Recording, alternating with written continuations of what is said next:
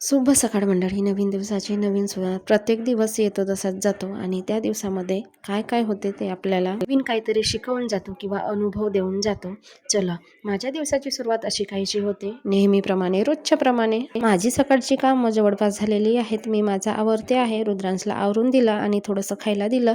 वाटाण्याचे दाणे फ्राय केले होते आणि सोबतच चपाती दिली होती. तितक्यातच पाणी आलं. नळ कुणीतरी चालू केलं असेल, मग पाणी भरून घेतलं. दोन्ही हंडे घासून पुसून. आंब्याचा हंडा असेल किंवा भांडे असतील तर आपल्याला रोजच घासावं लागतं. जर रोज घासायचं आपल्याला नसेल तर मग काही टिप्स फॉलो करावे लागतात. तर मी ते पाणी भरून घेतलं आणि एका कॉटनच्या कोरड्या कापडाने तांब्याचा हंडा आणि स्टीलचा हंडा दोन्हीला पुसून घेतलं. म्हणजे कसे आपल्या हंड्यावरती डाग पडत नाही आणि अगदी चकाकीत दिसतात.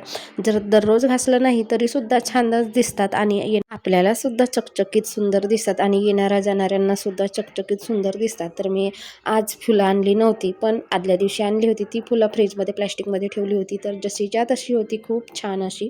तर पूजा करून घेतलं आणि फुलं असतील पूजेला तर अजूनच प्रसन्न वाटते. आपली तर रोजची देवपूजा असतेच, तरी पूजेला फुलं असतील तर एक प्रकारची आत्मिक मनशांती मिळते. रुद्रांशला शाळेत सोडायच्या आधी चहा वगैरे करून ठेवला होता आणि अशी एक लास्टवाली चपाती मी आपल्यासाठी खरपडासारखी कुरकुरीत भाजून घेते आणि तशी चपाती खायला मला आवडते गरमागरम. रुद्रांशची तयारी झाली आणि तो नाचत बसला. रुद्रांशला शाळेत सोडून दिलं आणि थोडेसे भांडे होते चहा नाश्त्याचे ते घासून घेतले आणि कपडे धुवायचे होते ते करून घेतलं आणि मग काय जेवण वगैरे झालं. थोडासा आराम केला. असा होता आजचा दिवस. सकाळचीच तेवढी घाई असते, पूर्ण दिवस तर आरामात जातो.